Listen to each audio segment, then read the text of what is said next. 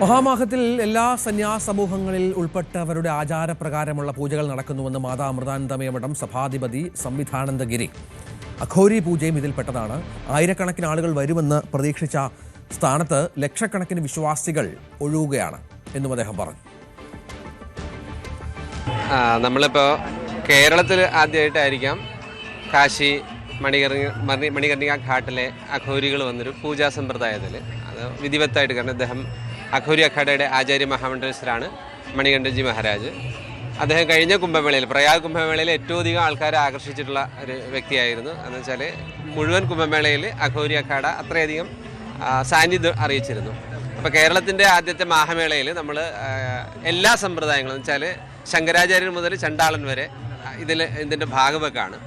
അപ്പോൾ ആ ചണ്ടാള ബാബ തൊട്ട് ശങ്കരാചാര്യർ വരണം എന്നുള്ള അതിൻ്റെ ക്രിയകളുടെ ഭാഗമായിട്ടാണ് ഇദ്ദേഹവും ഇവിടെ എത്തിയിരിക്കുന്നത്. അപ്പോൾ ഇത് ഇവരുടെ ഹവനകുണ്ഡം തൊട്ട് എല്ലാത്തിനും വിശേഷതകളുണ്ട്. ത്രികോണ ആകൃതിയിലാണ് അതിൻ്റെ ഹവനകുണ്ഡമുള്ളത്. രാത്രി 12 മണി മുതലാണ് ഇവരുടെ പൂജകൾ സാധാരണഗതിയിൽ ആരംഭിക്കുക. അത് 2 മണി വരെ നിൽക്കും. അത് പലതരത്തിൽ ബലിപ്രദ എന്ന് വെച്ചാൽ ബലിയൊക്കെയുള്ള ഹവനങ്ങളുണ്ട്. പക്ഷേ ഇവിടെ സാത്വികമായിട്ടാണ്. സാത്വികം എന്ന് വെച്ചാൽ അതിൻ്റെ വിധിവത്തായിട്ടുള്ള കാര്യങ്ങൾ വെച്ചിട്ട് തന്നെയാണ് അത് ചെയ്യുന്നത്. അതിന് പകരമായിട്ട് ഉള്ള കാര്യങ്ങളോടുകൂടിയാണ് ഇവിടെ ചടങ്ങുകളെല്ലാം നിർവഹിക്കപ്പെടുന്നത്. അതെ, മഹാകാളിയാണ് അവിടെ വരുന്നത്. അപ്പോൾ നമുക്ക് മുഴുവൻ ഇതിൻ്റെ കുംഭമേള ഇവിടുത്തെ നമ്മളുടെ ചടങ്ങുകൾ എങ്ങനെയായിരുന്നു വെച്ചിട്ടുണ്ടെങ്കിൽ, ഈ സാധാരണ കുംഭമേള തുടങ്ങുന്ന ചാവനി പ്രവേശം എന്ന് പറയുന്നൊരു ചടങ്ങിനോട് കൂടിയാണ്. എന്ന് വെച്ചാൽ അഖാഡയുടെ ധ്വജം അല്ലെങ്കിൽ സന്യാസിമാർ അവരവരുടെ കുടിയകളിലേക്ക് പ്രവേശിക്കുന്ന ധ്വജം ഉയർത്തുന്നതോടുകൂടിയാണ് ചടങ്ങുകൾ ആരംഭിക്കുന്നത്. അത് തീരുന്നത് കടി പക്കോട എന്ന് പറയുന്നൊരു ചടങ്ങോട് കൂടിയാണ്. എന്ന് വെച്ചാൽ ഏറ്റവും അവസാനത്തെ ഭക്ഷണം, എല്ലാവർക്കും ഭക്ഷണം വിതരണം ചെയ്ത് കടി പക്കോട വിതരണം ചെയ്തിട്ട് വിദായി പരസ്പരം പിരിയുക. അത്രയും ചടങ്ങുകളുണ്ട്. ഇതിനിടയിൽ നമ്മൾ വിശേഷപ്പെട്ട 3 സ്നാനങ്ങൾ, നാളെ ഉൾപ്പെടെയുള്ള 3 സ്നാനങ്ങൾ നമ്മളിവിടെ ആചരിക്കുന്നുണ്ട്. ഇത് ഈ മഹാമഘത്തിലെ ഏറ്റവും പ്രധാനപ്പെട്ട ദിവസങ്ങളിലാണോ പ്രധാനപ്പെട്ട ആചാരങ്ങളായിട്ട്? അതെ. ഇത് നമ്മൾ അങ്ങനെയാണ്. ഓരോ നക്ഷത്രങ്ങളുണ്ട്, നക്ഷത്രപ്രധാനമായിട്ട് ചെയ്യുന്നുണ്ട്, രാശിപ്രധാനമായിട്ട് ചെയ്യുന്നുണ്ട്. ഇങ്ങനെ പല വിധിവിധാനങ്ങളോടുകൂടിയാണ് ചെയ്യുന്നത്.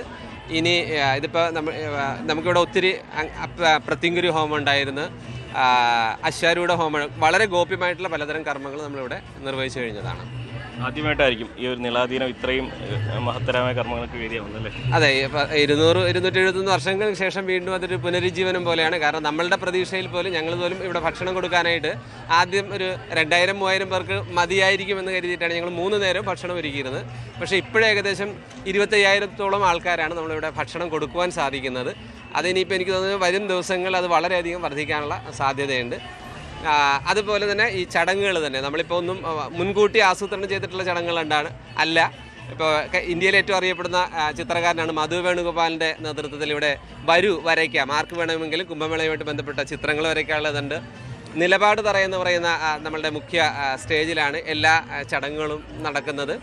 അങ്ങനെ വളരെ വൈവിധ്യത്തോടു കൂടി, ഒരുപക്ഷെ നമ്മൾ ഒരിക്കലും പ്രതീക്ഷിക്കാത്ത അത്രയും ആൾക്കൂട്ടമാണ് ഇവിടെ, ജനസഞ്ചയമാണ് ഇവിടെ എത്തിച്ചേരുന്നത്. കൂടുതൽ വാർത്തകൾക്ക് news 18 Keralam YouTube channel subscribe ചെയ്യുക.